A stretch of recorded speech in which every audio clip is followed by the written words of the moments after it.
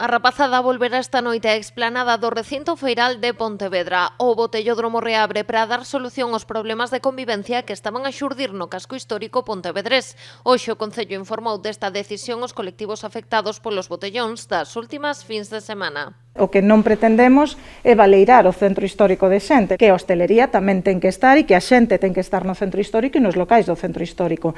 Agora, as horas nas que había ese problema, sobre todo, era ao principio por problemas de aforos, horarios, porque se facían colas para entrar a locais e porque había xente que non ten capacidade económica ou idade para poder entrar nun local.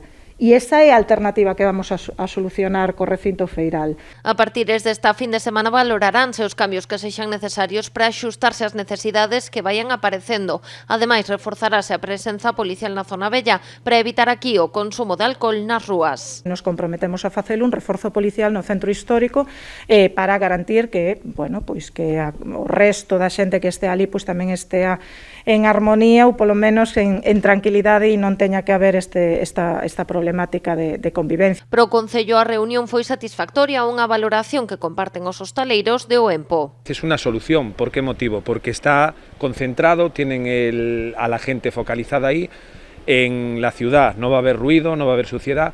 ¿Qué pasa?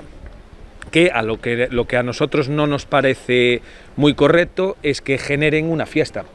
En ese sentido, porque es una competencia desleal contra nuestros negocios. O que lles preocupa é que pasará con estas persoas cando a 1:30 da madrugada rematen as actuacións no botellódromo e cheguen aos locais de ocio nocturno. Cuando ellos suban a la 1:30, se vengan para la ciudad, se vengan para entrar en los locales, claro, ahora bloquea tú con una persona que quiere entrar en un local bebido, que vienen eufóricos. Ahí es lo que a nosotros nos preocupa un pouco. Outro dos colectivos que asistiu á reunión foi o dos comerciantes. Para a Asociación Zona Monumental, a reapertura da explanada do recinto feiral para estas reunións é unha boa opción, pensando en evitar o deterioro da imaxe do casco histórico.